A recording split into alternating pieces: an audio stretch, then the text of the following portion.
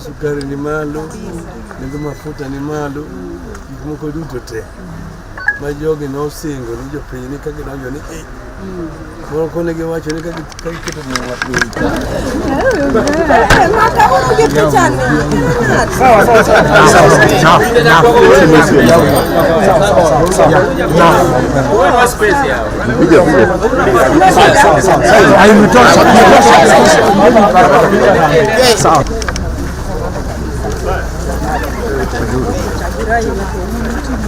Visit my relatives.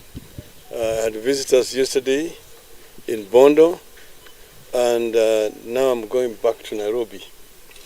But I've come to also to find out what is happening back home.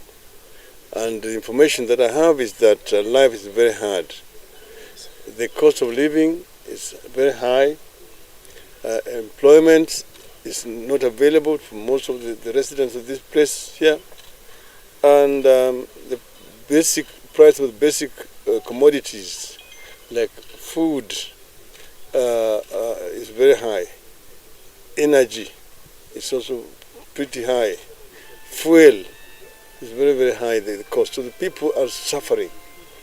And some of those palliative measures which had been introduced by the previous government, like Kazi Mutani, which we had said was going to be continued, have all been stopped.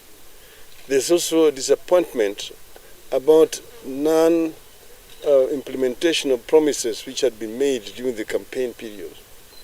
Things like fund for the youth, which was supposed to be interest-free.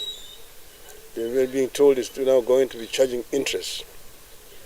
And the help to the disabled, to the mamas, mamambogas and so on, is also not forthcoming. What is being seen here is promises on top of promises and top of promises, which is disappointing. But that is not really what I wanted to talk about. I want to talk about the critical issue of independent electoral commissioners. As you know that this regime, which came into power through the rigging of the elections, is now hell-bent in trying to send home the commissioners who stood firm on the platform of the truth. And we have said that this is not going to be acceptable.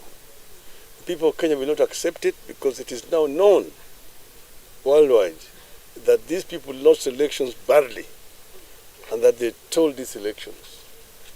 But now we cannot accept that on top of that they will add insult to injury by sending away these other commissioners and then imposing on Kenyans a user-friendly commission to them.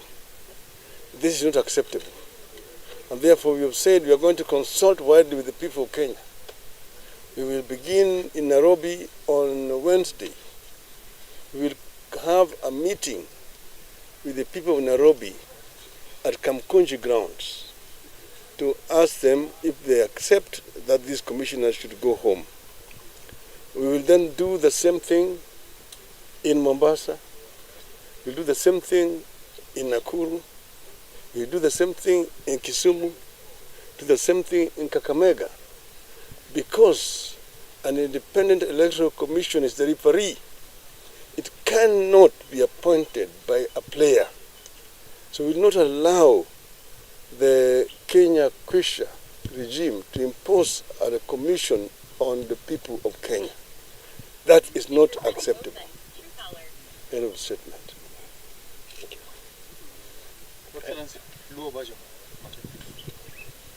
Ndugu yangu, kwani hizi app za loan zinatakaje ndio wanipe loan? Sasa nikuulize ndugu yangu, unataka kufanya nini yodo? Nataka ku expand business, nitaweka gari nyingine. Oh, sasa bro, acha nikueleze. Kuna app inaitwa VIP.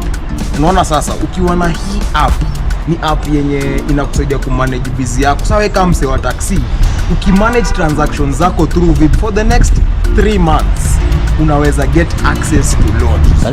Na pia kulingana na design yenye unakopa na unalipa hiyo loan, wanaweza kupatia pia access to a better handsome amount ya loan. Unanipata ndugu yangu? Nakupata. Hiyo kwanza iko verified.